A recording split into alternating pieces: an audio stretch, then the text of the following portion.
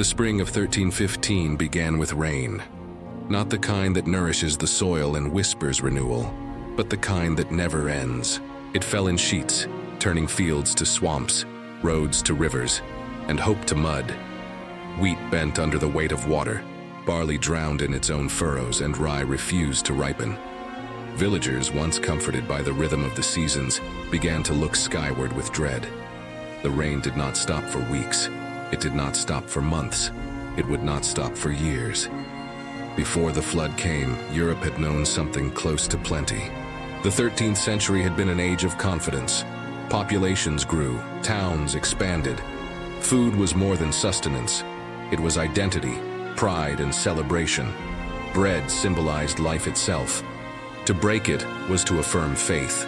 To share it was to affirm kinship. And though hunger was never far from the peasant's door, there was always a belief that the land, if worked and blessed, would give enough. But by the turn of the century, the balance had shifted. The soil was exhausted from endless plowing. Forests had been cleared beyond reason. And the climate, once mild, began to cool. Historians call it the start of the Little Ice Age.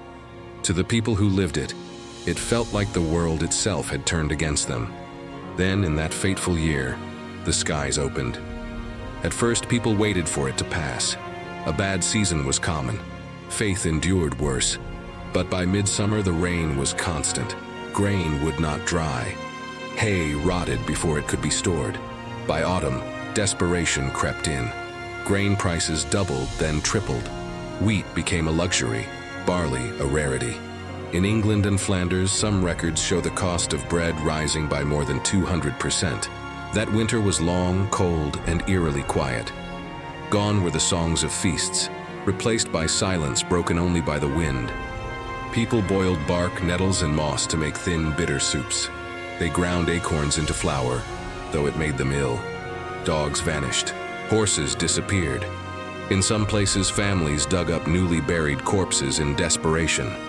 Chroniclers whisper that human flesh was not always spared. Whether every tale is true or not, the fact remains. Starvation stripped away the thin veil of civilization. Even monasteries, once bastions of plenty, grew hollow. Monks who had fed the poor now begged themselves. Records from St. Albans tell of brothers who divided a single loaf between dozens. No miracle came. Prayers rose over the sound of rain, unanswered. The famine did not respect rank or holiness. The poor died first. The rich followed slower. But the famine was democratic in its cruelty. Nobles sold jewels for grain. Farmers traded land for sacks of rye. In France, the royal treasury itself nearly emptied to buy food for the hungry.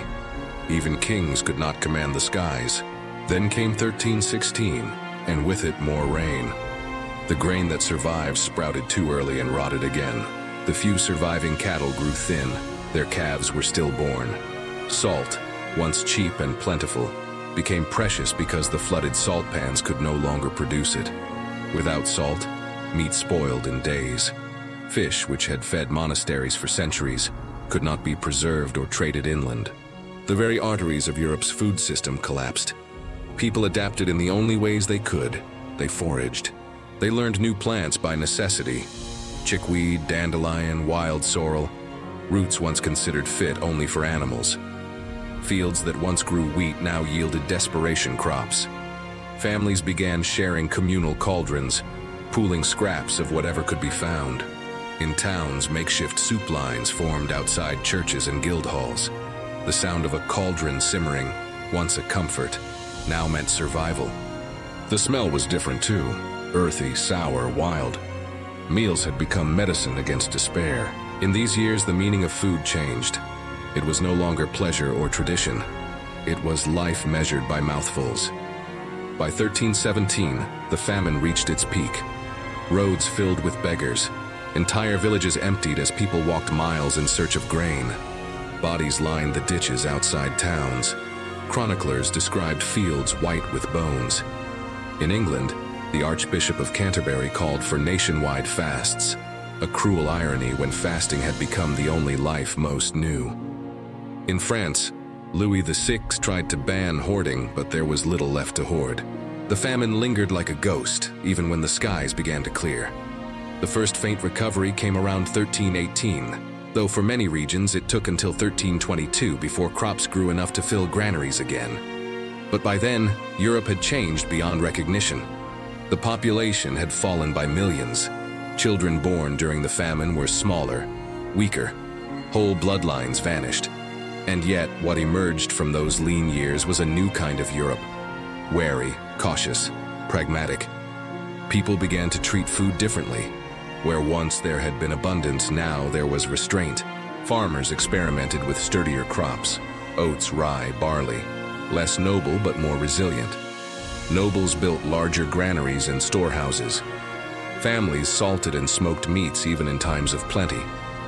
In the north, fish preservation expanded. In the south, olive oil and wine storage improved. Every part of the continent seemed to learn the same lesson. Food must be guarded like treasure. Even culture changed. Feasting, once a symbol of pride and divine favor, became more subdued. The elaborate 12-course meals of the upper classes gave way to humbler stews and porridges. Chroniclers note that kings and bishops began to emphasize piety in their dining, perhaps out of guilt, perhaps out of memory. The great banquets of old, filled with swans and peacocks, grew rarer. To waste food was no longer a sign of power, but of blindness. The famine also reshaped faith. People had prayed without ceasing, and the heavens had not listened. Pilgrimages multiplied, barefoot processions trudging through mud, banners soaked, faces turned upward. But when relief came, it came not from prayer, but from the slow turning of the seasons. For many, it was a quiet crisis of belief. If the church could not stop the rain, what power truly ruled the earth? In that silence of faith and hunger, a strange kind of reverence took hold. Meals became sacred moments. Bread was broken more slowly. Ale was shared more sparingly. Even laughter around the table felt fragile, as if one wrong word might call the rain back. Every bite carried the memory of loss. The famine had shown Europe that its abundance was an illusion. The continent that once fed itself with pride now understood dependence on soil, on weather, on grace. It taught humility, perhaps the hardest lesson of all. And that humility seeded quiet revolutions in how people worked the land.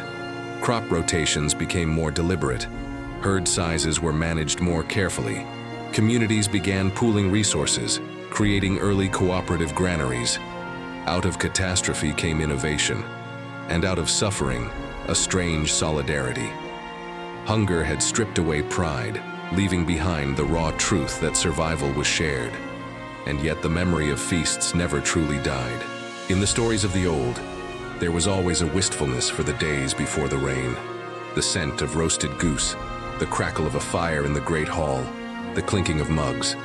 Those memories became legend, symbols of a lost world of warmth and laughter. But even those who never lived it could feel its echo, in the cautious way they ate, in the gratitude that came with every harvest. The famine had not only changed what Europe ate, it had changed how Europe felt about eating.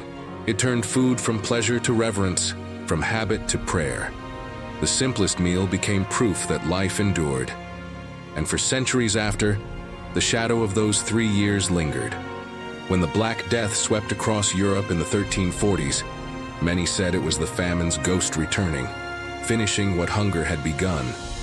But the people who survived the famine were different. They had already faced the worst and learned what it meant to start again. The rains of 1315 carved a scar across Europe, but they also planted something deeper: resilience. Out of those drowned fields grew a new relationship between man and nature. Wary but wiser. Food would never again be taken for granted. And every loaf of bread, every grain of salt, every sip of ale carried within it the memory of the years when the feasts had fallen.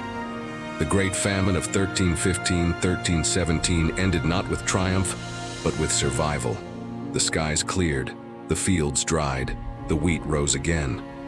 But the people who bent over to harvest it were not the same as those who had sown it. They had learned through hunger what it meant to be fragile, and through survival what it meant to be strong. And perhaps that's why, even today, the story of the famine feels hauntingly familiar. It reminds us that civilization rests on something as simple and as uncertain as a meal. When the feasts fell, Europe changed forever.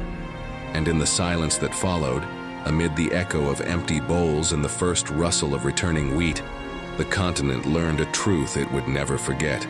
Sometimes history doesn't change with a sword or a crown, but with an empty plate. If this story moved you, give it a like and subscribe for more journeys into the forgotten moments that shaped how we live and eat today. Share it with someone who loves the kind of history that lingers, the kind that makes you look at your next meal just a little differently.